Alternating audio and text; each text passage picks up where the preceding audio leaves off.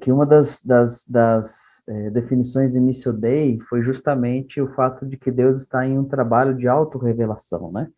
Então, nós encontramos em Cristo a revelação definitiva desse processo divino de autorrevelação. Mas o interessante é que, desde o Gênesis, nós vamos vendo como Deus se revela como o Criador de todas as coisas, né? O Redentor de todas as coisas, né? Também nós poderíamos aqui salientar o fato de que ele também é o sustentador de todas as coisas, né? Nós temos evidência bíblica suficiente para isso, né? Que ele não se ausenta da sua criação, mas se envolve profundamente com ela e todas as coisas permanecem sendo sustentadas pela palavra do seu poder. Então, a palavra não apenas cria todas as coisas, mas também sustenta todas as coisas. E, além desse Deus criador, nós encontramos esse Deus redentor, esse Deus sustentador e também esse Deus consumador. Então, nós vemos em Cristo o cumprimento dessa revelação definitiva do processo de autorrevelação, mas também vemos em Cristo a revelação do Deus redentor, né? Quando Cristo se entrega por nós naquela cruz, nós vemos na prática o cumprimento do aspecto redentor do caráter de Deus, através dessa salvação que nós encontramos em Cristo Jesus, né? E falta agora apenas um cumprimento futuro e escatológico como o Deus consumador de todas as coisas. E aí eu quero fazer um parênteses aqui para quem está acompanhando as aulas do Capacitando desde o começo, né? Para aqueles irmãos que pertencem aí à igreja local, né? A nossa congregação local, a igreja do Rogar. Não sei se você percebeu, mas todas as aulas, elas seguem uma linha onde o nosso entendimento em relação às escrituras, eles vão crescendo, né? Por exemplo, o Diogo trabalhou pesado a questão da cosmovisão, né? Nós trabalhamos escatologia, o DH tinha trabalhado discipulado. Então, você vai vindo numa linha onde todas as coisas vão gerando um entendimento cada vez maior, né? Então, quando eu falo sobre redenção, consumação, cosmovisão, se supõe, né, que nós já estudamos isso, então que nós já podemos pelo menos entender conceitos básicos em relação a essas coisas. Mas eu queria fazer esse parênteses só para você perceber como é interessante dar continuidade nos seus estudos aqui por meio do Capacitando, ok? Então nós vamos encontrar em Cristo a revelação definitiva desse processo divino de autorrevelação. Na prática, nós vamos ver o cumprimento do aspecto redentor do caráter de Deus por meio da salvação encontrada em Cristo Jesus naquela cruz, e faltando agora apenas esse cumprimento futuro escatológico como Deus consumador de todas as coisas. Agora, analisando tudo aquilo que nós vimos na teologia bíblica das missões e o fato de que em Jesus nós temos o ápice da revelação de Deus, eu acredito ser pertinente, então, analisar João, capítulo 1, versículo 14. Porque João 1,14 é o texto que vai marcar uma transição em relação a tudo aquilo que nós estamos falando. João 1,14 fala claramente que a encarnação do Verbo, que a encarnação de Jesus, levou Jesus a habitar em meio de um povo, para que Jesus fosse em meio a esse povo uma revelação clara e precisa de quem é Deus. Então nós temos que abrir os nossos olhos para algo aqui. Quando Deus quis cumprir a sua missão, ele usou uma estratégia, e essa foi a estratégia que Deus usou para um dos momentos mais importantes da sua missão. E nós devemos entender as implicações disso. Quando Deus quis cumprir cabalmente a realidade da sua missão, a estratégia de Deus foi Jesus, foi a encarnação do Verbo, foi fazer o Verbo habitar em meio de um povo, para que o Verbo pudesse ser a revelação clara e precisa de quem Deus é. Então nós temos que entender que estamos aonde estamos justamente para ser e para transmitir essa revelação. As nossas igrejas, elas estão aonde estão para que elas possam ser e transmitir essa revelação. Nós enviamos missionários às nações para que eles possam ser e transmitir essa revelação. E isso foi o que o Pai fez para poder concluir esse processo de revelação, e eu acredito que é o que devemos fazer para imitar os seus passos. Então, nós devemos olhar para Cristo como sendo a estratégia de Deus, e nós precisamos nos acomodar a essa estratégia, nós precisamos nos conformar a essa estratégia de Deus que se chama Cristo. Então, as igrejas, nossas igrejas, elas precisam estar dentro das suas comunidades, caminhando na mesma perspectiva em que Cristo caminhou, se esforçando para interagir com a cultura, com as pessoas, com a realidade ao seu redor, para poder ser uma revelação clara e precisa de quem verdadeiramente Deus é. Então, quando nós olhamos a encarnação, nós aprendemos princípios que são importantíssimos para o nosso envolvimento na missão de Deus.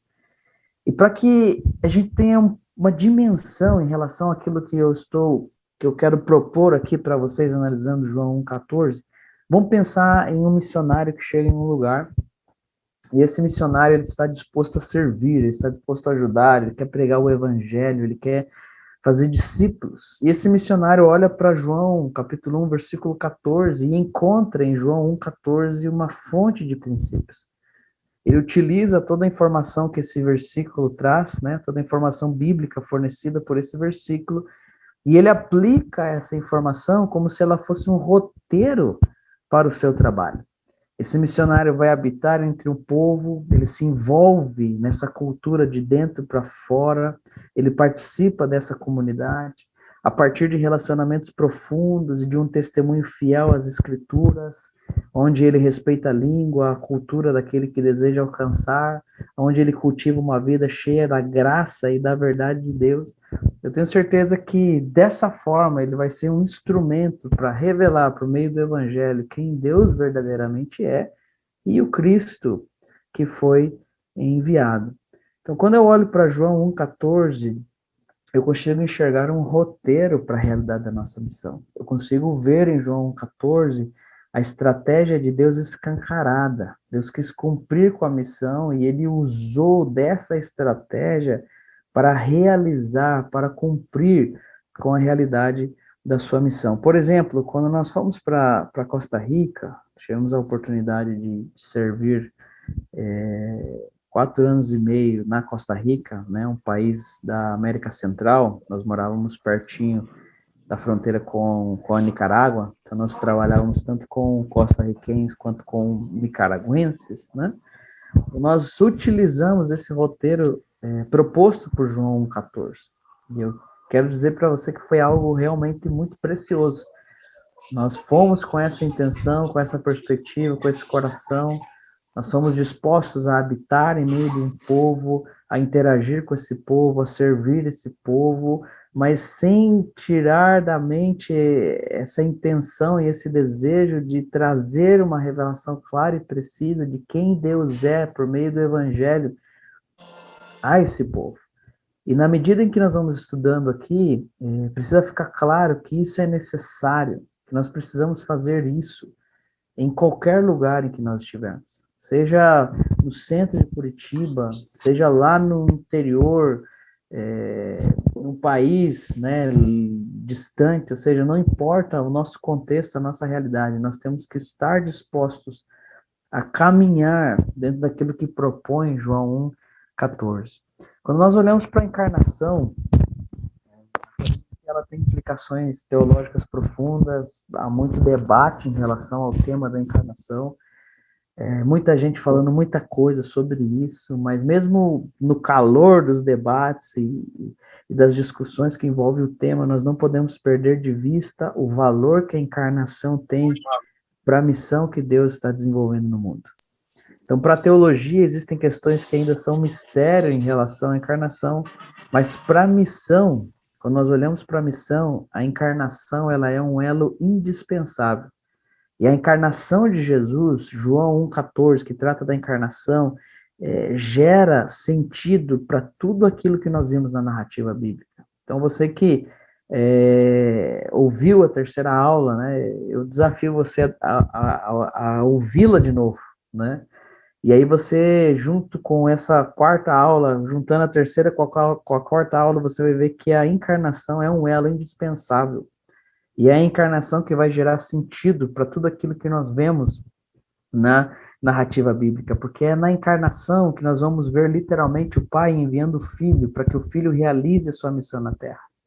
E como eu e você poderíamos ter, né, a ousadia de não aprender e de não nos conformarmos com esse ato da misericórdia divina. Então, nós somos desafiados aqui a conformar a nossa vida, a conformar a perspectiva que temos em relação à missão, o trabalho da igreja, o trabalho dos crentes, né? Aquilo que propõe João 1,14. Então, o objetivo da aula é aprender sobre a encarnação para que possamos aplicar os princípios aprendidos na nossa vida, na nossa família, na nossa sociedade, mas também no nosso ministério. Eu tenho certeza que se olharmos para os princípios que nos são apresentados aqui, nós vamos poder aprender a ser mais missionários. Olhando para esses princípios nas nossas realidades locais, nós vamos aprender a ser mais missionais, ok? A encarnação, ela é algo precioso demais e ela pode nos ensinar muitas coisas, né? Ela nos mostra uma bela realidade. Ela nos mostra que Deus se tornou humano, habitando em meio de um povo para mostrar-lhes a revelação definitiva de quem ele verdadeiramente é. Agora, a encarnação, ela se concretiza na vida de Jesus por meio de várias etapas, né? Jesus enfrenta várias etapas para ser carne, para se fazer carne, para se encarnar, né? E essas etapas elas precisam ser conhecidas e analisadas. Por quê? Porque é analisando essas etapas que nós conseguimos encontrar os princípios necessários para aplicar isso nas nossas vidas. Eu estou convencido que se nós olharmos para o processo que propõe a encarnação, e se estivermos dispostos a aplicar esses princípios nas nossas vidas, nós vamos poder habitar em meio de qualquer povo, lugar, bairro, cidade, e ser uma revelação clara e precisa de quem Deus é para aquele povo, para aquele bairro, para aquelas pessoas, para aquela cidade. Okay? Então vamos ler João capítulo 1, versículo 14, que vai ser o versículo que nós vamos utilizar nessa quarta aula de Teologia Bíblica da Missão. E diz assim, João capítulo 1, versículo 14. E o Verbo se fez carne e habitou entre nós, cheio de graça e de verdade, e vimos a sua glória, glória como do unigênito do Pai. Então, veja que interessante. O Verbo, ele se fez carne e ele habitou entre nós. Mas ele não habitou de qualquer forma ou maneira. João diz que Jesus habitou em meio desse povo, exaltando a graça e a verdade de Deus. Então, literalmente, o que nós vemos aqui em João capítulo 1, versículo 14? Nós vemos Jesus descendo do céu para começar o seu trabalho na terra. E o mais interessante é que ele teve que passar por um processo para começar a desenvolver aquilo que ele veio para fazer. Eu acho que tem algum irmão aí com o microfone aberto. Dá uma olhada aí, galera. Quem está com o microfone aberto? Só para não dar problema. Eu vou bloquear aqui, mas aí quando chegar a hora das respostas, a gente libera de novo. Isso, beleza. Só para não, né? Às vezes a gente esquece mesmo, é tranquilo, é normal, né? Mas só para a gente não perder o raciocínio aqui, ok?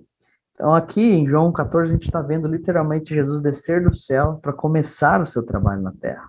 Só que o mais interessante é que ele teve que passar por um processo para começar a desenvolver o trabalho que ele veio para fazer. Se nós apenas olhássemos com essa perspectiva, nós já poderíamos aprender muito sobre o que fazer. Quando eu olho a realidade dos processos aí que Jesus encara, eu tenho que entender uma coisa, que não há nada que Deus faça que não seja fundamentado na realidade do processo. Então, aquilo que cresce rápido, eu sempre brinco com os irmãos, aquilo que cresce rápido é cogumelo. O cogumelo cresce rápido da noite para o dia, o bolor cresce, né, rápido da noite para o dia. Agora, obreiros, pessoas com a estatura de Cristo, como diz Efésios 4, levam tempo para serem formados. né? Então, se eu quero realizar a obra de Deus, eu preciso estar disposto a passar pelos processos de Deus. E a encarnação vai mostrar para nós o precioso processo enfrentado por Cristo, para que ele pudesse tomar sua cruz em obediência a Deus e realizar todo o seu trabalho. E é interessante, porque se nós fazemos uma alusão àquilo que nós olhamos em Gênesis capítulo 1, é algo interessante ali. Em Gênesis, Adão é criado como um homem formado. Adão é criado como um adulto, como um homem formado. E esse adulto, esse homem formado, quando de certa maneira posto à prova, o que acontece com Adão? Adão falha e peca. Já quando nós vemos a encarnação do Verbo, né, nós vemos a manifestação do segundo Adão, né, você vê que Deus resolve trilhar um caminho diferente. Porque Jesus poderia ter vindo, né, na Sexta-feira Santa, morrido, ter sido enterrado, certo? Ter sido sepultado, né? Melhor ter sido sepultado, né? Ter ressuscitado ao terceiro dia, né? Ter falado algumas coisas ali para uma galera e ter subido aos céus. Mas você vê que a maneira com que Deus faz algumas coisas é extremamente diferente. O Verbo precisou passar por um processo para se encarnar. O Evangelho de Lucas diz que Jesus cresceu, né? Lucas 2,52, e crescia Jesus. A palavra crescia ali no Evangelho de Lucas, ela é uma palavra muito interessante, porque ela descreve a ação que o ferreiro tem em relação ao ferro, quando ele trabalha o ferro. Sabe quando o ferreiro coloca uma peça de ferro no fogo e ele quer esticar aquela peça, ele põe ela no fogo e quando ele tira do fogo, ela está em brasa, ela está incandescente e ele pega a marreta e bate, esticando. É isso que significa a palavra crescer ali em Lucas 2:52. Ou seja, Jesus não cresceu de uma forma milagrosa, não, ele enfrentou processos, realidades. Nós vamos ver em Hebreus que ele aprendeu a obediência por meio de coisas que sofreu. Ou seja, ainda que Jesus fosse Deus em carne, né, nós vemos que ele se esvaziou de si mesmo e enfrentou a vida como um humano a enfrenta. Passou pelos processos que qualquer humano passa para que ele pudesse tomar a sua cruz em obediência a Deus.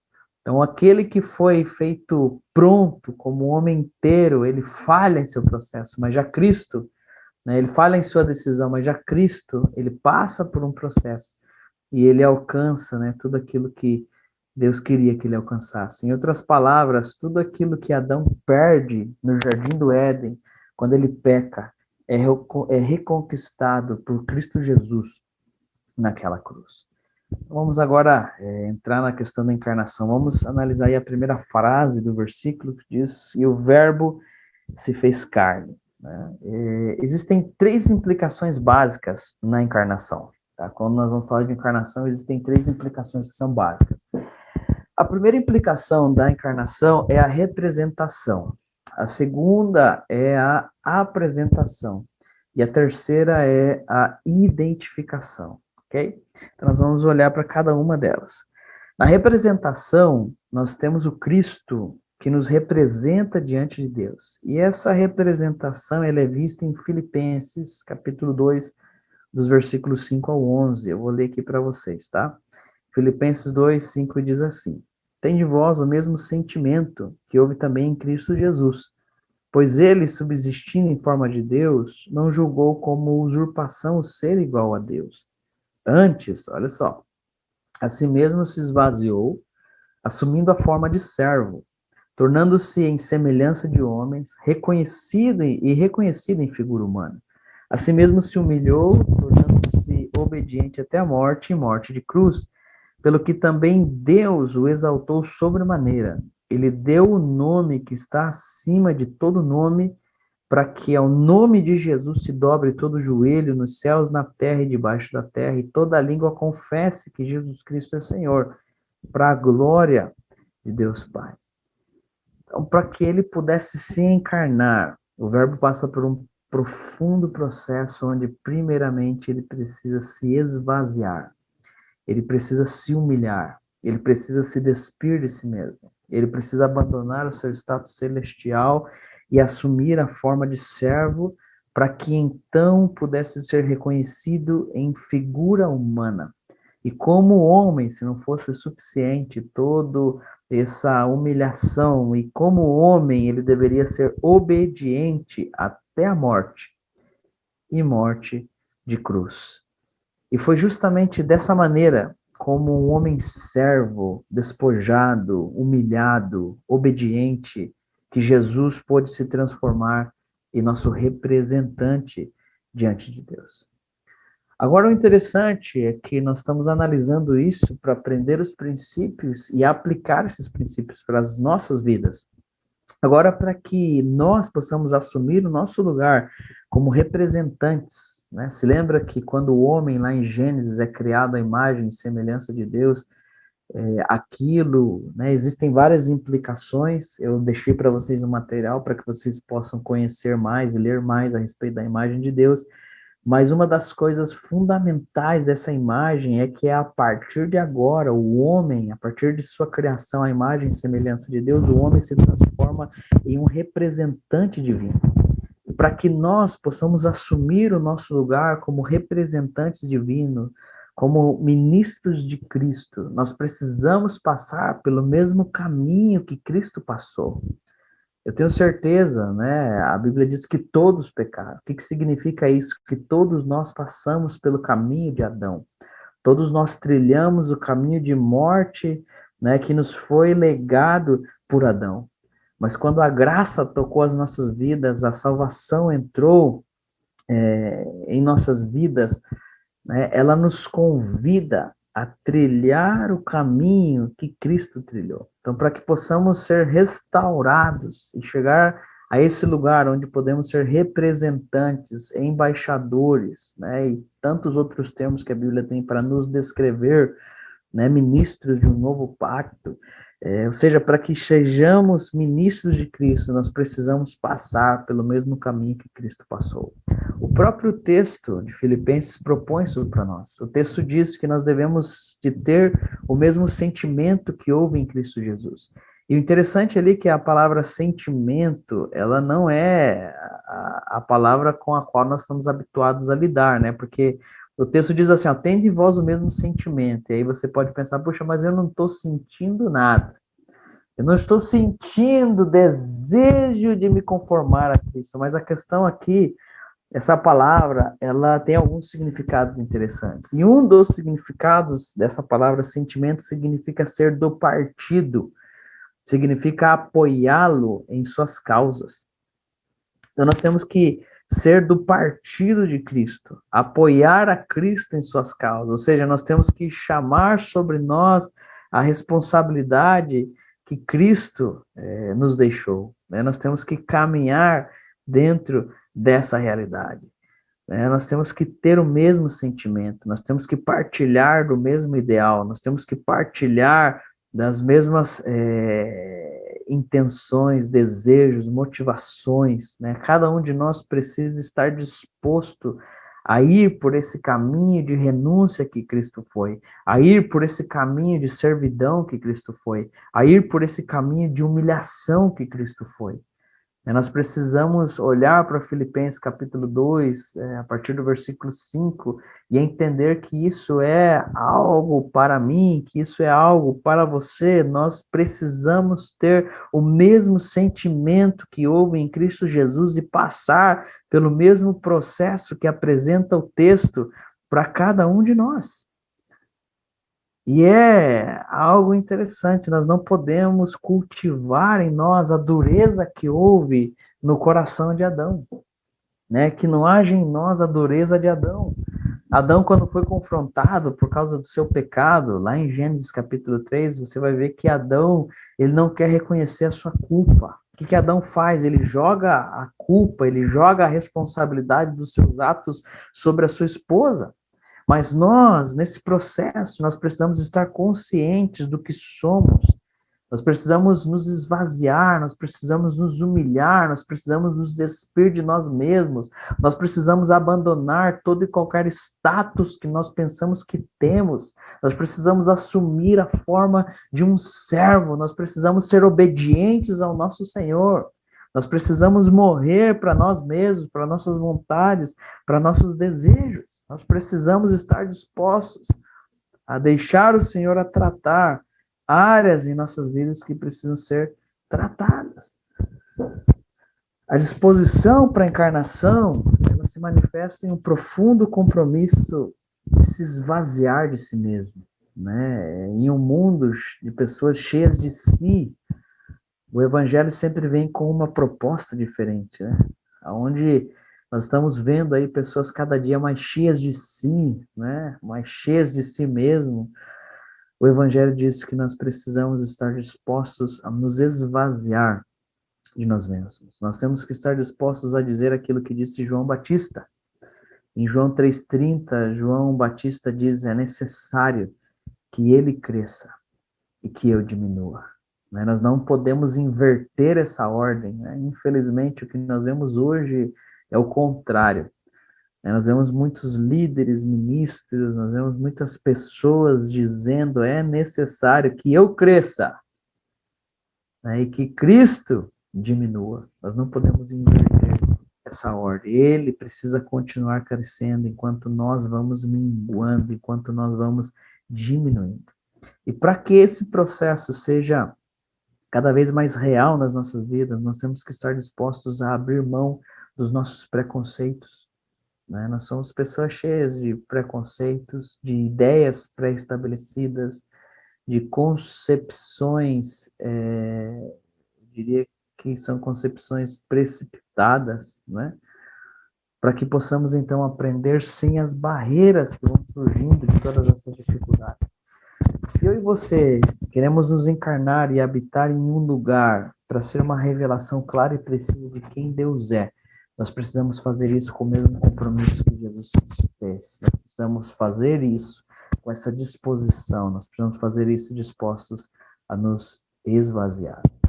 Por exemplo, falando aqui de alguém que quer tocar um bairro, uma cidade, uma nação, a observação, o aprendizado e a assimilação de uma cultura, ou até mesmo o processo para entender o bairro, a cidade onde eu trabalho, precisa ser feito dentro dessa realidade. Eu me esforço ao máximo para minimizar os conceitos pré-estabelecidos que estão em mim, para que através de uma melhor compreensão eu possa então me contextualizar, para que sem perder a essência da Escritura eu possa comunicar o Evangelho do nosso Senhor Jesus Cristo. Então, se eu quero tocar um lugar, eu não vou tocar esse lugar sem me fazer carne dentro desse lugar, sem me fazer carne dentro dessa cultura. Eu quero alcançar o Santa Cândida para Jesus, mas se eu não me envolver com o bairro Santa Cândida, eu não vou alcançar o Santa Cândida para Jesus. Eu quero me envolver, eu quero alcançar tal etnia para Jesus. Se eu não me envolver com essa etnia, eu não vou alcançar essa etnia para Jesus. Porque a maior influência que nós podemos fazer em determinada cultura, sociedade, cidade, bairro, acontece de dentro para fora. Então, se nós queremos fazer ou marcar realmente uma diferença, essa diferença ela não é feita de fora para dentro. Não são através de ataques à cultura ou de pequenos, como que seria a palavra quando alguém faz uma viagem, uma pequena, indo pouco, se relacionando pouco, não tendo uma perspectiva mais a longo prazo, mais contínua. Se nós queremos tocar um bairro, uma cidade, nós precisamos fazer isso de dentro para fora, na medida em que nós vamos nos contextualizando para trazer à luz os princípios da palavra de Deus. Então, é um desafio violento a realidade da encarnação. Não é simplesmente ou somente chegar em algum lugar e começar a reproduzir algo que deu certo, mas é poder compor, criar uma estratégia específica, algo que realmente vai fazer diferença. Hoje, infelizmente, por causa do pragmatismo, o que é o pragmatismo?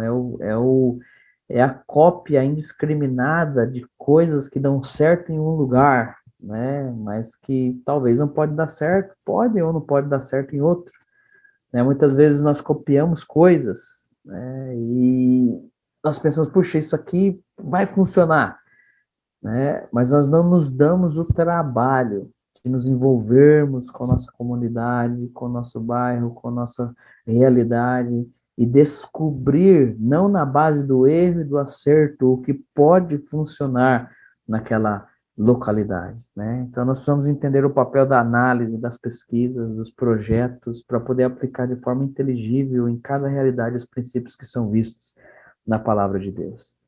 E todas as vezes que nós fazemos isso, nós temos que estar dispostos, né? Nós temos que estar com as motivações, né? Uma disposição em meu coração em alinhar as minhas motivações e objetivos com a vontade de Deus, para que eu possa compor estratégias que estejam de acordo com a realidade. E nós só conseguimos fazer isso à medida que nós temos um deslumbre da terra, né? E aqui eu falo de um espírito diferente. Não sei se você lembra da história dos espias.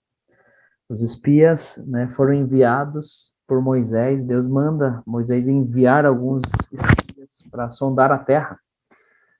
E quando eles voltam, 40 dias depois, eles voltam, né? E eles falam que realmente a terra é surpreendente, maravilhosa, tanta coisa boa, mas infelizmente eles não vão conseguir conquistar, eles não vão conseguir alcançar, eles não vão conseguir ter essa terra para si, porque a terra tem gigantes, a terra tem isso, a terra tem aquilo. Mas existem dois homens que têm um espírito diferente, têm uma perspectiva diferente, né? Josué e Caleb se levantam e incentivam o povo, animam o povo, motivam o povo a conquistar a terra, né? Então, enquanto alguns apenas olham desafios, os missionários, eles vão enxergar oportunidades. Aqueles que querem alcançar os seus bairros, querem tocar as suas cidades, eles vão enxergar oportunidades, né? E eu me lembro de uma história, talvez você conheça essa história, mas diz que enviaram um homem para vender sapatos em um lugar. E quando ele chegou nessa determinada cidade para vender sapato, ele começou a observar e ver que todas as pessoas andavam de chinelo ou andavam descalço, e ele começou a olhar, se desanimar, e ele pega o telefone, liga para o chefe dele e diz: olha, chefe, é o seguinte, não vai ter jeito. Aqui as pessoas não usam sapato, não querem saber de sapato, então eu estou voltando embora, eu preciso que você me remaneje, me envie para outro lugar. Mas aquele chefe, ele ficou com aquele lugar na cabeça e falou, cara, puxa vida, eu vou tentar mais uma vez. E ele envia outra pessoa.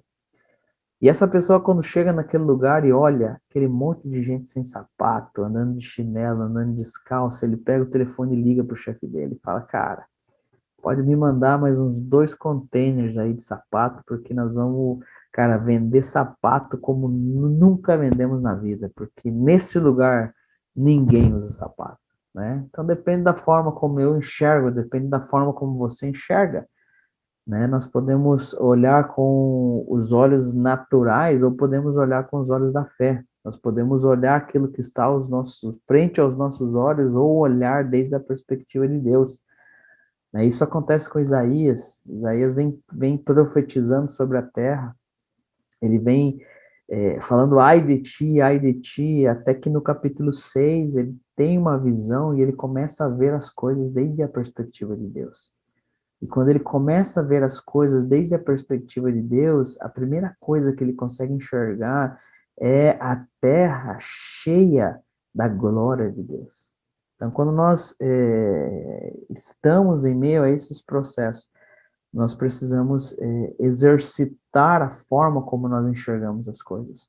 Nós precisamos olhar o mundo, as pessoas, com os olhos de Deus. Nós precisamos enxergar as oportunidades. Nós precisamos lembrar que aonde abunda o pecado, há uma grande possibilidade de sobreabundar a graça de Deus. Então, eu tenho tido uma experiência nos últimos anos. Geralmente as pessoas falam, esse é um lugar duro, difícil, complicado, né? Mas quando nós damos o tempo, quando nós temos a iniciativa correta, quando nós temos o coração correto, quando nós amamos as pessoas, nós começamos a perceber que mesmo os lugares mais duros e difíceis, mesmo nesses lugares, Deus tem os seus, né? Deus abre portas, Deus abre casas, Deus abre corações, e nós podemos ver nos lugares mais difíceis, né, a salvação do Senhor chegar e se manifestar.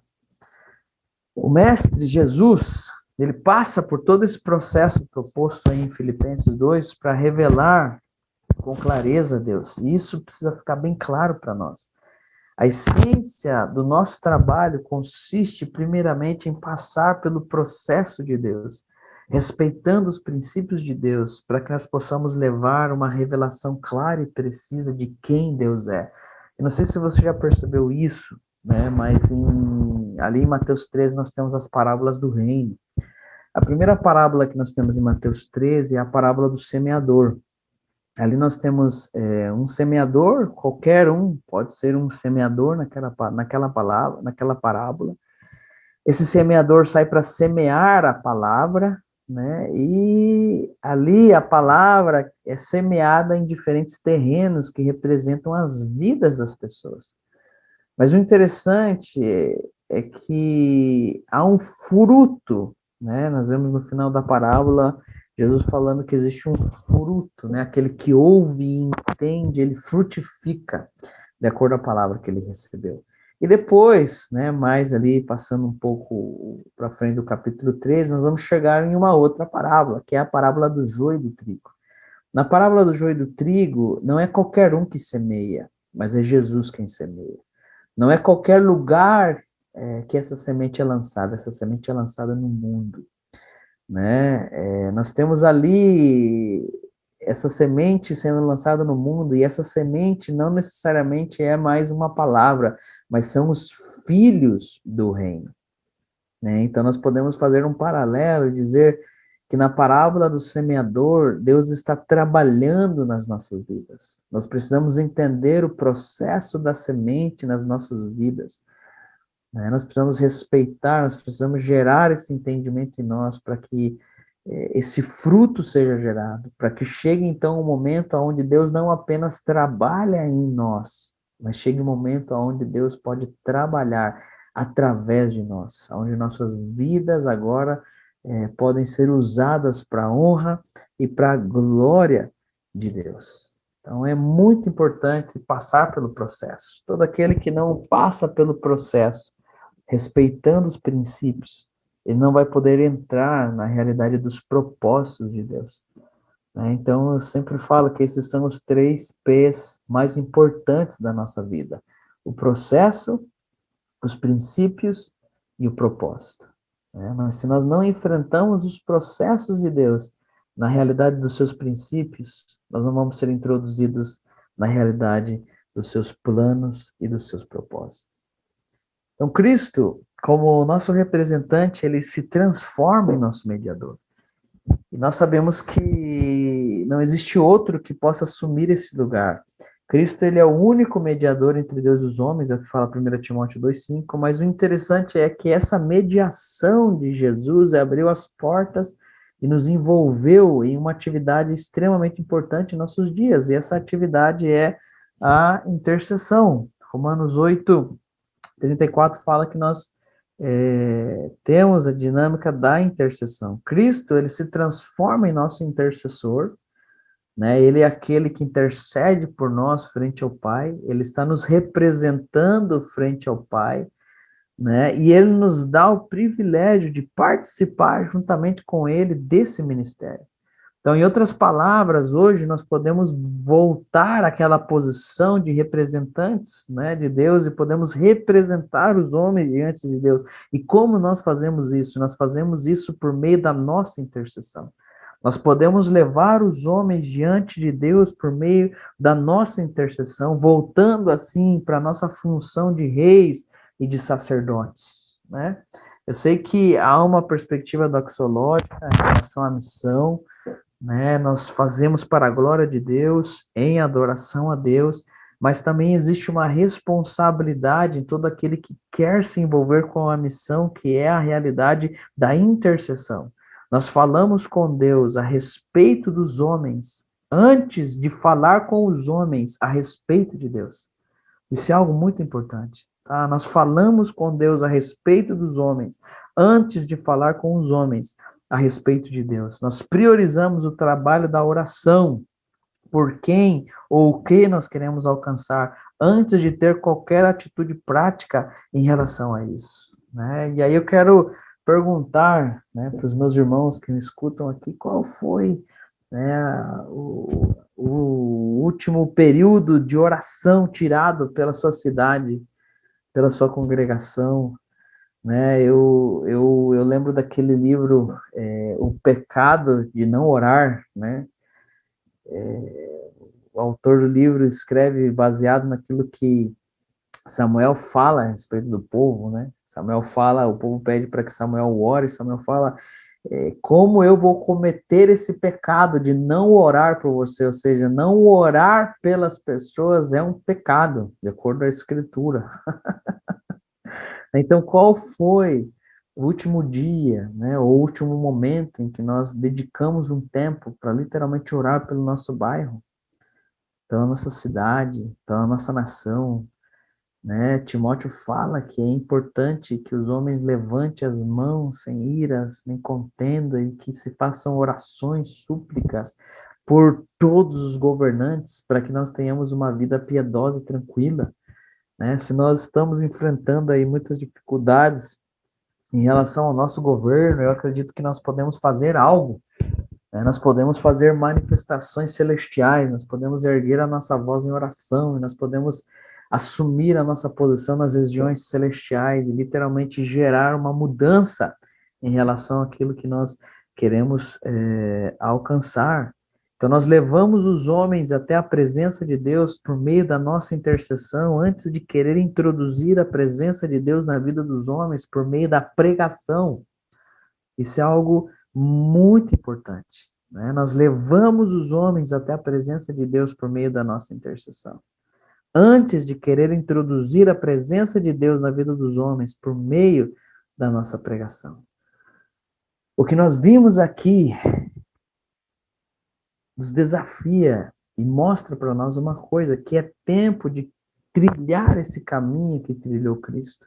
Se humilhar, se esvaziar, né? Deixar de lado as estratégias humanas, né? Carnais, e literalmente ir para a presença de Deus, buscando nele o que nós necessitamos para prosseguir. Se as coisas não têm dado certo na minha vida, Deus está me dando uma oportunidade de buscar nele os acertos, né? Eu gosto de pensar que, de acordo às orações apostólicas de Efésios, de Colossenses, né? Principalmente a oração de Paulo aos Colossenses, Paulo ora e pede para que Deus os faça cheios do pleno conhecimento da vontade de Deus, em toda a sabedoria e entendimento espiritual, para que eles possam andar de maneira digna do Evangelho, para que eles possam ser cheios, né, de frutos, para que exista abundância de frutos. Então, o que me faz pensar isso? Me faz pensar que dentro do plano e da vontade de Deus já estão os frutos que Deus quer que eu exerça para Ele. Então, o que eu preciso me alinhar, me adequar com essa perspectiva, com essa realidade, para que então eu possa gerar os frutos que Deus quer que eu gere. Eu não acredito que seja a vontade de Deus uma vida seca, sem frutos. Eu sei que há momentos de dificuldade, há tempos de sequidão, mas eu sei que esses tempos terminam e chegam à estação dos frutos, né? Eu me lembro de Cânticos, capítulo 2, quando a Escritura fala que chega um tempo de cantar, né? O tempo de cantar chega um tempo, uma estação onde nós precisamos frutificar, né? João 15 diz que o Pai trabalha em nossas vidas, Ele nos poda, e nos poda com um propósito claro, que é a nossa frutificação, né? E ele deseja, ele quer que sejamos cheios de frutos para sua honra e para sua glória, né? O próprio Jesus, ele não confiou nas coisas que tinha, nas coisas que sabia, que conhecia. O próprio Jesus declara em João 5 que ele não faz nada de si mesmo, mas que somente faz aquilo que ele vê o seu Pai fazer, né? O próprio texto de João 15 diz que sem Cristo, sem Jesus, Sem ele, nós nada podemos fazer. Então, qualquer um que queira ser uma extensão do Pai Celeste na Terra, qualquer um que queira se envolver com a missão de Deus, assim como Jesus se envolveu, qualquer um que queira cumprir com essa função sacerdotal de representar a Deus na Terra e poder levar adiante a verdade do Evangelho, precisa reconhecer o valor da intercessão que é feita por um coração quebrantado e humilhado diante de Deus. Mas o interessante é que a proposta continua. E Jesus não apenas nos representa diante de Deus, mas Jesus também demonstra quem Deus verdadeiramente é para cada um de nós. E essa é a segunda implicação para a encarnação. Jesus é aquele que nos apresenta uma revelação definitiva de Deus. Na história da redenção, nós vemos na primeira aula de Teologia Bíblica da Missão, nós vamos Deus se revelando de várias maneiras, mas nunca de uma forma plena. Mas tudo isso muda quando nós olhamos para Cristo, porque em Cristo Jesus nós temos a plenitude da revelação de Deus. O que significa isso? Significa que em Jesus nós vemos finalizada a ideia da autorrevelação de Deus. Jesus não é somente o ponto mais alto ou mais sublime, mas também Jesus é o ponto final da revelação de Deus. Nós vemos em Gálatas 4:4 que o mundo foi preparado, que os tempos se cumpriram para que na plenitude dos tempos Jesus pudesse se manifestar, revelando-nos de maneira profunda e definitiva a glória do Pai. Na encarnação, Jesus ele se transforma no lúdico de Deus. Né? Os homens não estavam conseguindo entender, então Deus teve que desenhar. E na encarnação, Cristo se transforma no lúdico de Deus. O Deus invisível, que até o presente momento não havia sido visto, agora pode ser visto na face do seu Filho Jesus. A apresentação, que seria o segundo aspecto da encarnação, ela é encontrada em Colossenses, capítulo 1, versículo 15, né? Colossenses 1,15 diz que Jesus é a imagem visível do Deus invisível. Ele é a revelação mais clara e precisa que nós podemos ter de Deus. É através dele que podemos enxergar quem Deus verdadeiramente é. Né? Então não existe alguém que possa revelar com maior clareza ou precisão quem é Deus, senão o próprio Filho de Deus, que é Jesus. Né? E da mesma maneira que Jesus nos mostrou, por meio da sua vida, quem é Deus, né? Ele é a imagem visível de um Deus invisível, da mesma maneira que ele nos mostra, por meio da sua vida, quem é Deus. Eu e você, nós somos chamados a fazer o mesmo. Que através das nossas vidas, as pessoas que estão perto de nós possam chegar ao conhecimento de Deus. Que através do nosso estilo de vida nós possamos ensinar quem Deus verdadeiramente é. Que o querigma, né, o anúncio das boas notícias possam estar conectado com o martúrio, com o testemunho que requer os tempos do fim. E para você que assistiu, né, a aula de Mateus 24:14, você está entendendo muito bem a referência que eu estou fazendo aí. Nós precisamos que os homens que levamos a Deus por meio da nossa intercessão possam conhecer a Deus através do que pregamos e do que vivemos. A nossa vida nos dá autoridade para pregar, para falar e para anunciar a verdade do Senhor. E nós poderíamos ir além e dizer que existe um decreto de Deus sobre as nossas vidas em relação à imagem de Jesus em nós. Romanos 8:29 diz que aos que de antemão conheceu, também os predestinou. E para que esses que foram conhecidos de antemão foram predestinados? Para serem conformes à imagem do seu Filho. Nós fomos predestinados para sermos conformes à imagem de Jesus, a fim de que Jesus seja o primogênito, primeiro, entre muitos irmãos. Então, aquela imagem perdida no Éden é reencontrada de forma prática em Cristo Jesus. Toda tudo aquilo que engloba o fato de que através de nós Deus pode ser conhecido, né?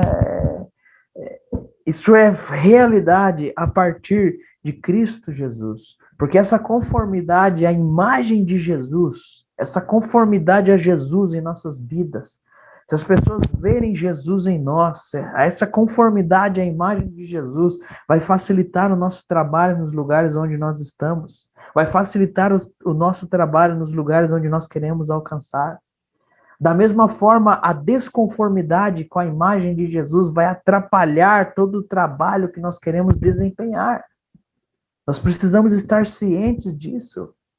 Irmãos, é complicado quando nós queremos alcançar pessoas apenas a partir do culto ou da igreja, né? Nós tratamos bem todo mundo que se achega ao nosso culto, mas quando nós saímos dali, nós somos mal educados, né? Nós não tratamos bem as pessoas, nós não conseguimos falar bem com um garçom, com um atendente, com uma balconista, com um frentista, né? Se eles aparecem na nossa casa, na nossa igreja, com certeza nós vamos tratar eles bem. Mas nós muitas vezes não conseguimos tratar essas pessoas bem nas suas dinâmicas, nas suas realidades, na sociedade. E isso está errado. Porque nós somos, literalmente, essa imagem de Jesus, e nós precisamos revelar esse Jesus, nós precisamos mostrar esse Jesus. E todas as vezes que nós não conseguimos fazer isso e entramos em desconformidade com a imagem de Jesus, nós estamos atrapalhando o trabalho que nós queremos desempenhar. A igreja em Atos caiu na graça de todo o povo. E eu acredito que uma igreja que é a imagem de Jesus, ela pode cair na graça de todo o povo.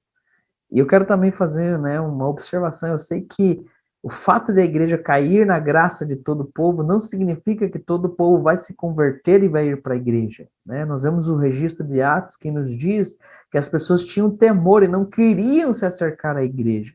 Mas por quê? Não porque a igreja era descompromissada, pelo contrário, porque aquela igreja era uma igreja séria, bíblica, e as pessoas sabiam que se envolver ali era literalmente se envolver com Deus, então elas não podiam brincar com as coisas de Deus. Então nós precisamos entender que assim como Jesus é uma imagem visível do Deus invisível, né, as nossas vidas talvez sejam a única Bíblia que muitas pessoas vão ler. Só que essa abertura que temos através de um bom testemunho serve para quê? Para expor a verdade do Evangelho. Então, aqueles que querem ser e transmitir a revelação especial de Deus que é vista no Evangelho nesses dias, precisam cultivar essas coisas, a intercessão, a pregação, mas jamais desconectado de um testemunho de vida. Então, na encarnação, nós temos o Cristo que nos representa perante o Pai, e ao mesmo tempo o Cristo que apresenta Deus para nós. Mas parece que ainda falta algo que se completa quando nós entendemos a identificação. E a identificação está presente em Hebreus 4, a partir do versículo 14. Hebreus 4,14 diz assim: Tendo, pois, a Jesus, o Filho de Deus, como grande sumo sacerdote que penetrou os céus, conservemos firmes a nossa confissão, porque não temos um sumo sacerdote que não possa se compadecer das nossas fraquezas. Antes, Antes foi ele tentado em todas as coisas, a nossa semelhança, mas sem pecado. Acheguemo-nos, portanto, confiadamente junto ao trono da graça, a fim de recebermos misericórdia e acharmos graça para socorro em ocasião oportuna. O que nós aprendemos aqui em Hebreus? É que Jesus não é apenas o nosso representante diante de Deus ou a forma mais precisa de como Deus é. Sem sombra de dúvida, ele está envolvido com a nossa humanidade. Além de nos representar, de nos apresentar, ele está envolvido com a dinâmica humana. Ele é alguém que sabe o que passamos, o que sentimos. Jesus é alguém que verdadeiramente conhece quem nós somos. Ele é um sumo sacerdote que pode se compadecer de nós, porque conhece de primeira mão qual é a nossa realidade.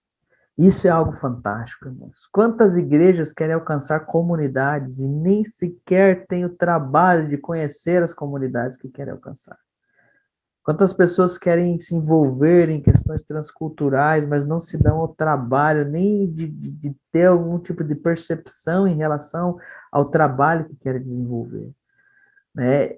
Quando nós olhamos para Jesus, sendo alguém que pode literalmente se compadecer de nós, porque conhece a nossa realidade em primeira mão, isso nos leva a um desafio violento, né? Eu, como pastor, preciso entender qual é a realidade do meu bairro, da minha cidade, do meu estado, para então poder, em primeira mão, me compadecer e poder ser uma resposta para todos os desafios que envolvem, né, o lugar onde eu estou.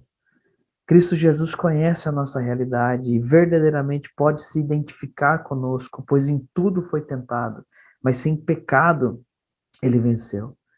Cada parte da encarnação, se você for perceber aí, irmão, ela demanda uma atitude nossa. Nós precisamos cultivar esse sentimento, nos esvaziarmos, assumirmos a forma de servos para representar os homens diante de Deus. Da mesma maneira, nós devemos ser exemplos dignos de serem imitados, que possam apresentar com clareza quem Deus verdadeiramente é. Mas não podemos fazer isso se não estamos cheios de compaixão, ao ponto de nos identificarmos com o próximo, podendo nos doar para cada um deles. Então veja que interessante. Veja qual é a demanda da encarnação. Eu não sei se eu consigo comunicar isso, mas se eu e você simplesmente percebermos que realmente há uma demanda dos céus em relação às nossas vidas quando nós olhamos para a encarnação de Cristo, se nós levamos a sério a Escritura quando ela diz que devemos cultivar esse mesmo sentimento que houve em Cristo Jesus, nós devemos, ou seja, não podemos ir por outro caminho, a não ser por ir por esse sentimento de nos esvaziar, assumir essa forma de servo, aprender a representar os homens diante de Deus por meio da nossa intercessão, ser exemplos dignos de ser imitados, que podem, por meio de suas vidas e pregação, mostrar claramente quem Deus é, ter um coração, uma postura cheia de compaixão, poder identificar-nos com o próximo, ao ponto em que nós podemos nos doar para eles. Aqueles que querem ser uma revelação clara e precisa de quem Deus é para essa geração. Aqueles que querem fazer diferença nessa geração. Aqueles que querem ter igrejas que façam diferença nessa geração. Eles precisam criar pontos de identificação com as pessoas que desejam alcançar. A compaixão e a misericórdia, elas nos transformam em pessoas mais acessíveis. Nós somos mais acessíveis quando nós estamos cheios da compaixão e da misericórdia de Deus. As pessoas, irmãos, elas se aproximam de gente com a qual elas se identificam. Talvez esse seja um grande problema da nossa geração. As pessoas já não conseguem mais se identificar conosco. As pessoas até têm uma mensagem legal, uma boa pregação, uma boa organização, mas eles não estão conseguindo mais criar pontos de identificação. E isso tem atrasado o nosso trabalho, né, como igreja, o nosso trabalho como denominação, o nosso trabalho como irmãos em Cristo, né, aquilo que nós precisamos fazer referente à grande comissão e o serviço à sociedade. Então Jesus, ele passa por todo esse processo de encarnação, e isso acontece para quê? Por que Jesus passa por esse processo de encarnação? Para que ele possa habitar entre nós. Então a minha igreja, nós precisamos passar por esse processo de encarnação, para que nós possamos habitar, para que nós possamos ser realmente um lugar diferente para as pessoas ao nosso redor. A habitação, né, diz que o verbo se fez carne e habitou entre nós. Essa palavra habitou, ela traz a ideia de fixar o tabernáculo. Jesus, ele tabernaculou, em outras palavras, ele fixou sua tenda, sua morada, a sua habitação foi estabelecida entre os homens. E aqui a questão não é apenas a existência temporária do ministério terreno de Jesus, né? Não é só dizer que Jesus habitou por aquele curto período de tempo, né, em que ele viveu sobre a terra, esses 33 anos. Mas quando fala que Jesus habitou, está dizendo, está se referindo a um lugar onde Deus pode ser encontrado. Um lugar onde Deus pode ser encontrado. Literalmente, Jesus era um tabernáculo ambulante. Jesus era literalmente uma verdadeira tenda do encontro. E esse é o desafio de Deus para nós, irmãos. Nós precisamos ser um tabernáculo ambulante. Eu preciso ser uma verdadeira tenda do encontro. Aonde eu estiver, as pessoas têm que ter essa graça de poder encontrar o Senhor através de mim. Olha que coisa fantástica. Mas isso só é possível se eu entendo todo o processo da encarnação, se eu me esvazio. Se eu passo por esse processo.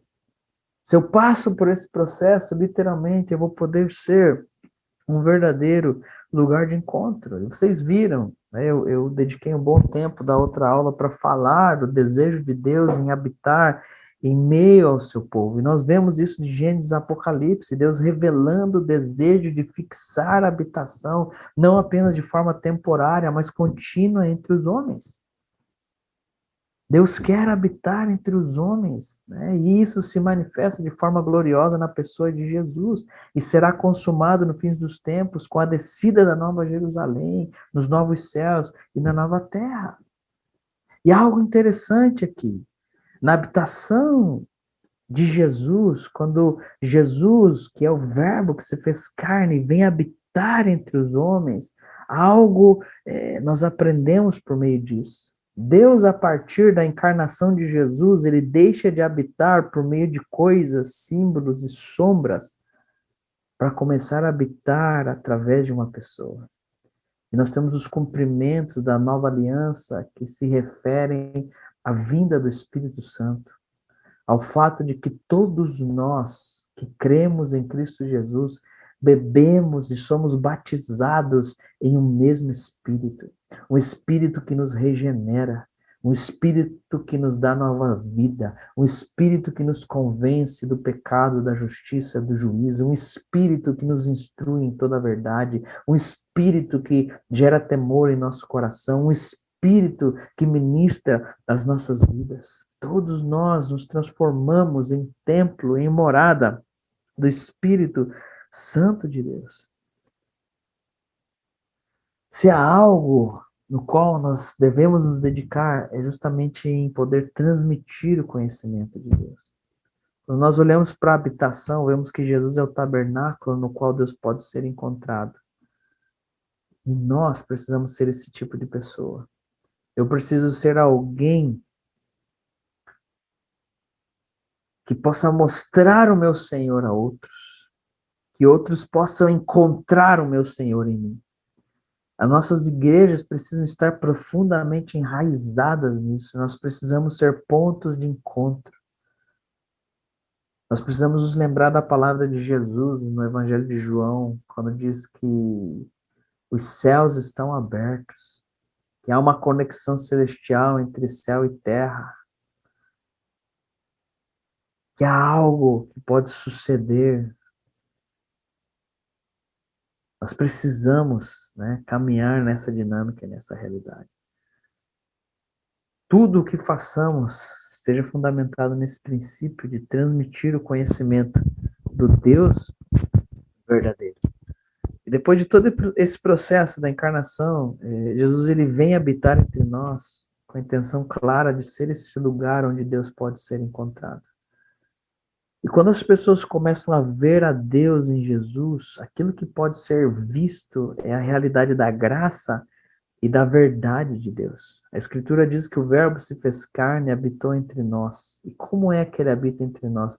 Cheio de graça e de verdade. E isso é fantástico, irmão, porque Jesus, como como sendo o Deus que se fez carne, poderia ter revelado qualquer um dos atributos de Deus. Eles poderiam ter dito: o Verbo se fez carne, habitou entre nós, cheio de onipotência e sabedoria, cheio de onisciência e poder. Mas não.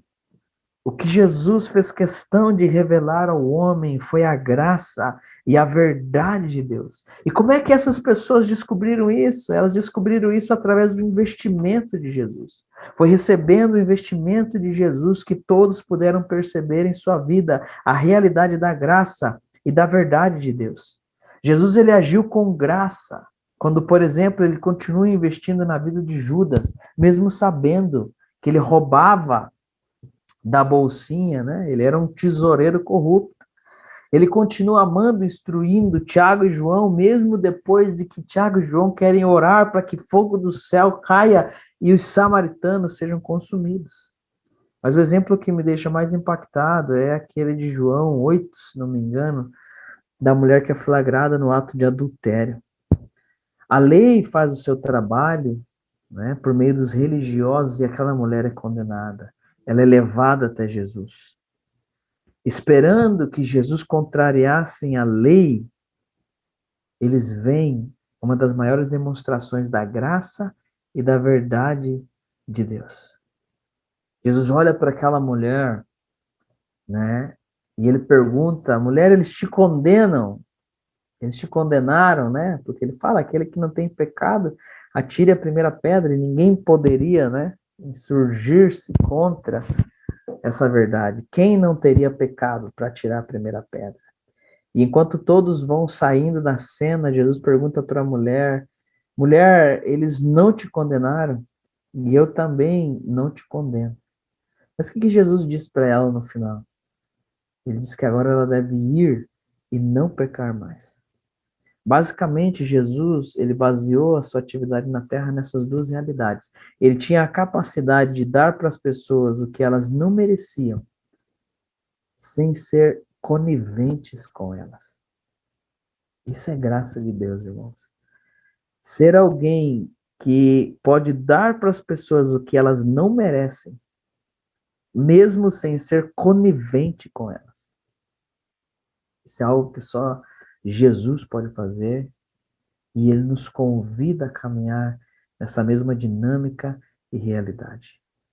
Jesus, ele foi reconhecido cheio de graça e de verdade, não porque ele vivia resplandecendo, brilhando de forma sobrenatural entre os homens. Ele foi reconhecido cheio de graça e de verdade porque ele agia dessa forma. Porque literalmente a maneira com a qual ele lidava com as situações era fundamentado na graça e na verdade de Deus. Ele viveu entre nós para demonstrar a realidade da graça e da verdade. E vivendo assim, cheio de graça e de verdade, ele trouxe uma revelação extremamente significativa da glória de Deus. Eu e você precisamos viver dessa forma, com a graça e com a verdade de Deus, externando a graça e a verdade de Deus, manifestando a graça e a verdade de Deus. Nós não podemos ser só graça, porque senão nós vamos, né, gerar um bando de sem vergonha, mas também nós não podemos ser só a verdade, né, a dureza da verdade, senão nós vamos gerar um monte de legalistas. Nós precisamos equilibrar as coisas, caminhar com a graça, caminhar com a verdade, para literalmente expressar o equilíbrio que há no nosso Deus. E aí nós chegamos na revelação, que diz que o Verbo se fez carne, habitou entre nós e, cheio de graça e de verdade, e vimos a sua glória. Glória como do unigênito do Pai. Jesus, cheio de graça e de verdade, ele se transforma em alguém capaz de comunicar em si, como sua, a própria glória de Deus. O desafio que nós temos hoje, irmãos, é o de sermos reconhecidos como filhos gerados por Deus. Filhos que comunicam a glória de Deus. E isso só é possível se nós encarnarmos o processo, se nós encararmos o processo da encarnação. Se estivermos dispostos a habitar entre as pessoas, cheio da graça e da verdade de Deus. O que será que as pessoas estão vendo através das nossas vidas?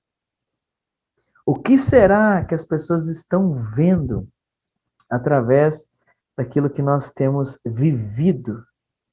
Porque nós já somos carne, já estamos em meio de um povo, mas qual é a revelação que somos? O que é que transmitimos? O que é que comunicamos? Quando se fala a respeito de nós, quais são as coisas que são ditas? Qual é o tipo de revelação que nós temos sido para a nossa geração? Quando as pessoas ao nosso redor nos veem, o que é que nós estamos comunicando para elas? Quando eu ando pelas ruas da minha cidade, o que eu comunico para essa cidade? Quando eu me relaciono com pessoas, o que eu comunico para essas pessoas com as quais eu me relaciono? Quando eu me relaciono com os meus filhos, o que eu estou transmitindo para eles? Que tipo de igreja nós temos sido para essa geração? Quando as pessoas vêm e participam da nossa vida comunitária, o que é que elas aprendem? Veja o desafio que nós temos e veja como João 1,14 faz sentido para nós nos dias em que nós estamos vivendo. Nós estamos aqui, eu e você estamos vivos. Nós estamos nas nossas dinâmicas e realidade. Eu estou aqui em Curitiba, sei que você está aí em São Paulo, em Londrina, cara, está no interior do Paraná, está numa cidade grande, outros numa cidade pequena, alguns com desafios transculturais, mas a grande questão é que nós já estamos aqui, já habitamos em meio de um povo, já fazemos parte de uma dinâmica, de uma realidade, e o que é que nós estamos transmitindo para eles? É a graça e a verdade de Deus ou apenas preconceito e condenação? O que é que transmitimos para essa geração? Eu queria fazer um exercício aqui para a gente terminar. Eu queria que você pegasse João 14 e que você mudasse a palavra verbo para o seu nome. Então, em vez de dizer que o verbo se fez carne, eu gostaria que você colocasse o seu nome e que você lesse esse versículo com o seu nome, né? E o William se fez carne e habitou entre nós. E o vimos, né? Será que nós podemos dizer cheio de graça e de verdade ou talvez cheio de rancor e vaidade? O William se fez carne e habitou entre nós e o vimos cheio de religiosidade e legalismo. Porque o que precisa ficar claro é que algo nós estamos comunicando, algo nós estamos revelando. Nós só precisamos descobrir o que é. O que nós estamos revelando? Será que é preconceito e condenação, fofoca, murmuração? Ou realmente nós podemos dizer que é a graça e a verdade de Deus? Isso foi o que Jesus fez. Ele se fez carne, ele habitou em meio de um povo, fez isso cheio de graça e de verdade. E a partir disso, as pessoas viram a sua glória, a glória de um filho de Deus, a glória que precisa carregar um filho de Deus. Quando as pessoas nos descrevem, quais são as palavras que elas usam? Aí vem, né, o complicado, o chato. Quais são as palavras que as pessoas usam para nos descrever, né?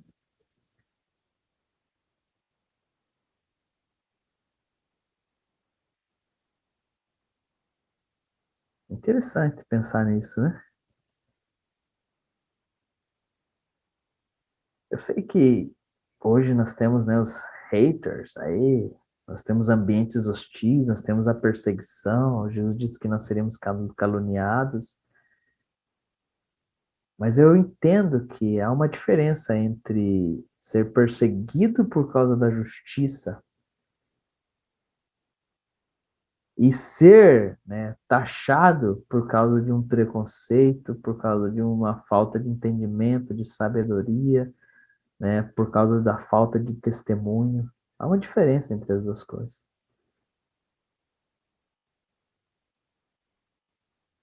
A perseguição por causa da justiça é preciosa. Mas quando, infelizmente, o mundo está constatando a nossa realidade, isso é um baita de um problema para nós. Então, o nosso desafio hoje, literalmente, é passar por esse processo. É olhar para nós, para as nossas igrejas, para os nossos trabalhos, para os nossos projetos. Estarmos dispostos a caminhar pelo processo que a encarnação propõe, para que sejamos cheios de graça e verdade. Para que, então, as pessoas possam ver a glória de Deus. Para que as pessoas possam olhar, possam observar, possam contemplar o que é verdadeiramente um filho de Deus, né? E desejar ter aquilo que nós temos. E desejar receber aquilo que nós recebemos. E eu acredito que apenas homens e mulheres que se encarnam, que possam habitar, possam viver cheios de graça e de verdade, vão poder ser, no meio dessa geração, uma revelação clara de quem Deus é. Eu não sei você, mas em nome de Jesus, nós estamos aí com as vacinas, né? Nós estamos vacinando, nós estamos caminhando, e eu acredito que daqui a um tempo as coisas já começam a melhorar.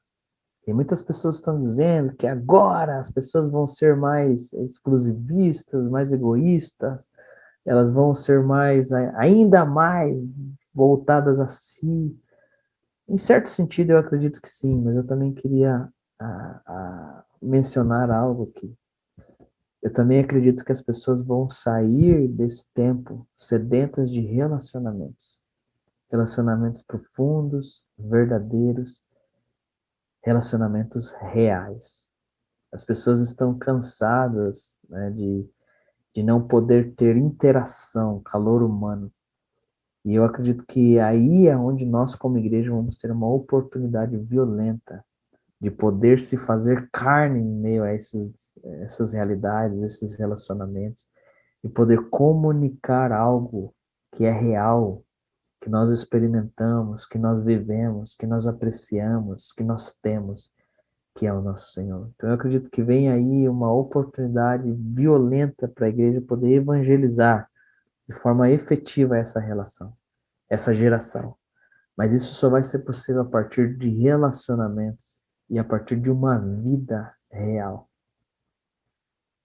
É vida na vida. Então eu gostaria de terminar essa aula por aqui e que você pudesse ficar com esse, que João 14 pudesse ser o seu roteiro de trabalho, né? Pudesse ser o seu roteiro de trabalho. Você pudesse caminhar aí nessa dinâmica e realidade, se fazendo carne, para ser uma revelação precisa de quem Deus é em meio a essa geração. Amém? Que Deus abençoe você. Eu não sei se a gente vai ter algumas perguntas aí.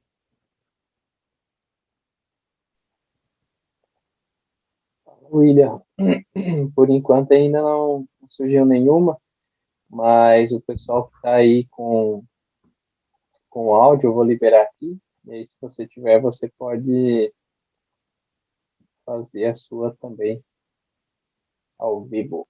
Beleza, galera. Se você quiser digitar sua pergunta aí, você pode digitar também, tá? Tem o chat aí, se digita. Hoje eu tô vendo o chat aqui, fica fácil também. Ajuda já, né?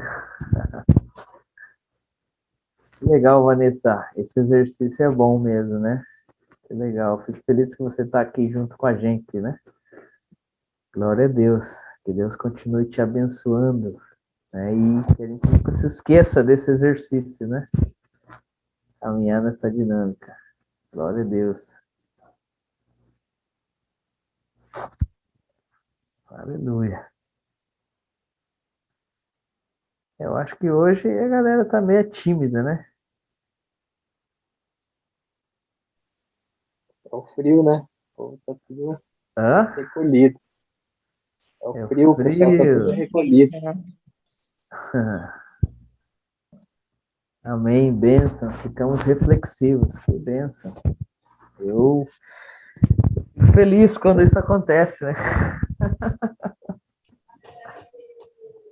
Isso é algo bom, né? Então a gente pode refletir, né? Pode pensar. Glória a Deus. Aleluia. Acho que isso né? Vocês vão ter aí os slides da aula, né? Aí vocês vão ficar com o conteúdo. E tem muito mais coisa para explorar, né? Quando a gente fala do lance da encarnação, né? Mas principalmente se você, né, puder tirar tempo essa semana aí para meditar nisso, para pensar nisso e para buscar mais formas de pôr isso em prática dentro do seu contexto e da sua realidade, né? Então, eu acho que vale muito a pena, sabe? Levar isso para o seu devocional, né? Não ser apenas algo para sua mente, mas ser algo principalmente para o seu coração, né? Eu fico muito tocado por João 14, porque literalmente foi a forma, como que eu posso dizer? Foi o roteiro do nosso trabalho missionário na Costa Rica, foi João 14, né? Então nós olhamos para João 14 e decidimos que esse seria o nosso roteiro. Nós iríamos passar por esse processo, se esvaziar no máximo que pudéssemos, né? Encarar os desafios desse processo para que a gente pudesse caminhar com a graça, com a verdade de Deus e levar a palavra, o evangelho para aquelas pessoas. E isso foi tão maravilhoso, tão poderoso que nos levou a habitar no meio do povo de uma forma tão legal que, que as relações que nós temos lá, elas são profundas, né? Eu costumo dizer para o pessoal, eu posso viajar para Costa Rica, né? Que é um destino aí bem cobiçado para a galera aí, e eu posso viajar para lá sem ter R$ 1 no bolso. Bem tranquilo. E tanta gente, contato, e irmãos, eu digo assim, irmãos genuínos, verdadeiros. Não estou falando que são conhecidos, estou falando de gente que, né? E foi legal porque quando a gente saiu da Costa Rica, a gente teve mais despedidas de lá quando eu saí do Brasil para lá. Então foi algo muito significativo, né? Muito significativo para nós, né?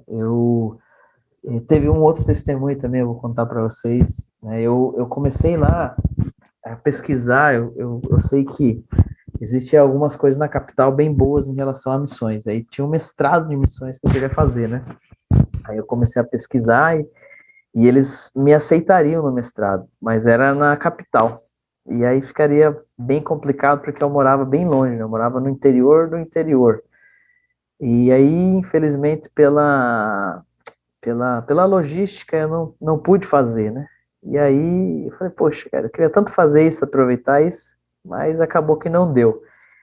E aí a gente continuou trabalhando, se envolvendo com a comunidade, né? E a gente se envolveu com a comunidade a tal ponto, né, que eles não têm, assim, vereadores, né? Eles têm síndicos, e em cada povoado tem sua associação de moradores e os seus comitês. Então, o comitê com a associação de moradores representa o povoado frente à prefeitura, digamos assim, né?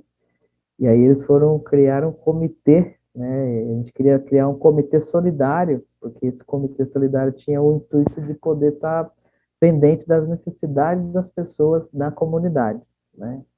E aí, quando a gente foi criar o comitê solidário, né? Eu estava na reunião, não é igreja, tá? Nada a ver com igreja, não tem nada a ver com igreja, com crente, as pessoas do povoado. E aí, quando a gente estava nessa reunião para criar esse comitê, né, com o povoado em si, né? Chegou o momento de escolher o presidente do comitê, né? Aí tá todo mundo tal. Quem vai ser o presidente? Aí todo mundo, de forma unânime. Não, o William tem que ser o presidente. Eu falei, cara, mas como é que eu vou ser o presidente de um comitê de vocês? Eu sou um estrangeiro, não sei, não importa. Você tem que ser o presidente do comitê. Então, para você entender mais ou menos a dinâmica, né? E aí, um tempo depois, a gente trabalhou na confecção lá de um parque, né? A gente, junto com uma outra pessoa, de uma ONG chamada Corpo de Paz, dos Estados Unidos, a gente trabalhou para essa comunidade que eu morava lá, esse povoado, não tinha parquinho para as crianças. E aí a gente trabalhou para construir um parquinho. Né? E aí a gente construiu o parquinho, trabalhou, fazendo calçada, isso, aquilo, e, né, bater massa, aquela coisa gostosa, assim, né? Aí beleza, aí chegou o dia da inauguração do parquinho, né? Aí quando chegou a inauguração do parquinho, eles chamaram, né? Chamaram a gente lá, os voluntários, né? E aí cada voluntário que trabalhou na comunidade ali, eles deram um certificado. Eles deram um certificado e nesse certificado, né, tava escrito assim, um voluntário extraordinário. E aí a comunidade agradecendo o trabalho e o serviço prestado, né? Então, quando eu peguei esse certificado da comunidade em si, Deus falou no meu coração, tá aí, ó. Esse é o teu diploma de mestrado em missiologia. Esse é o teu mestrado. Né? Então, é algo muito gostoso. E aí, depois disso, desse envolvimento com a comunidade e tudo, é que eu fui, né, ser pastor daí, da igreja no povoado onde eu morava. E aí nós começamos um trabalho de revitalização na igreja do povoado, né? Foi um dos trabalhos que nós desenvolvemos lá também.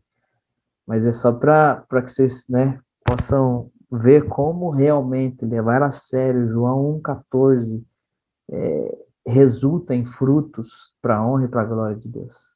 E eu estou contando essas coisas para vocês, não, né, bom, quem me conhece sabe que custa que eu fale alguma coisa nesse sentido, mas eu tenho que falar para justamente exaltar o que João 1,14, quando entendido e aplicado, pode fazer. Na realidade da igreja local, de uma comunidade, de um bairro, de um projeto. Isso é revolucionador. Revolucionou a minha vida, a vida da minha família, e eu tenho certeza que pode também ajudar e revolucionar a sua vida.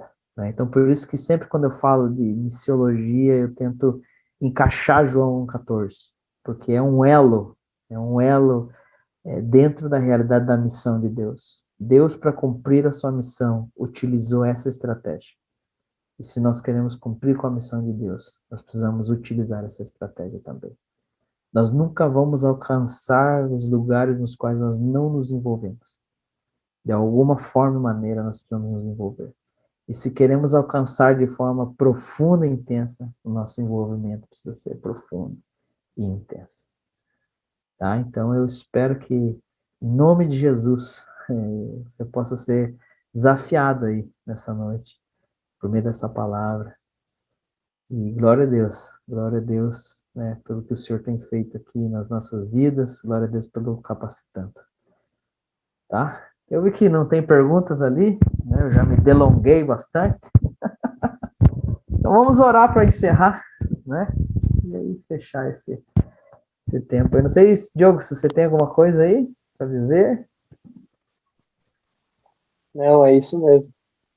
Glória a Deus. Glória a Deus, né? Amém. Pai, muito obrigado por esse tempo aqui. Obrigado pela tua palavra, que alimenta a nossa alma. Obrigado porque a gente pode ir para um lado mais técnico, aprender conceitos, citações, mas também nós podemos ir para um lado mais prático e aprender a como realmente fazer na prática. Eu oro para que o teu Espírito ilumine a mente e o coração dos meus irmãos, para que eles possam compreender a dimensão daquilo que foi ensinado, Deus. Eu oro para que o teu Espírito corrija no coração, talvez a minha falta, a minha dificuldade em se expressar, Que o teu Espírito corrija isso, para que essa mensagem não seja despercebida ou caia por terra sem ser considerada profundamente, Deus. Que em nome de Jesus, a partir dessa noite, desse tempo, nós possamos considerar isso de forma profunda e experimentar isso de uma maneira assim que nunca experimentamos em nossas vidas, Pai. É o que eu te peço em nome de Jesus. E que a partir disso eu oro, Deus, e peço que outros irmãos possam se envolver profundamente com suas realidades, com suas comunidades, com suas cidades e se transformar nessa revelação de quem Deus é para aqueles que eles querem alcançar, Senhor. Eu oro em nome de Jesus, Pai. Amém e amém.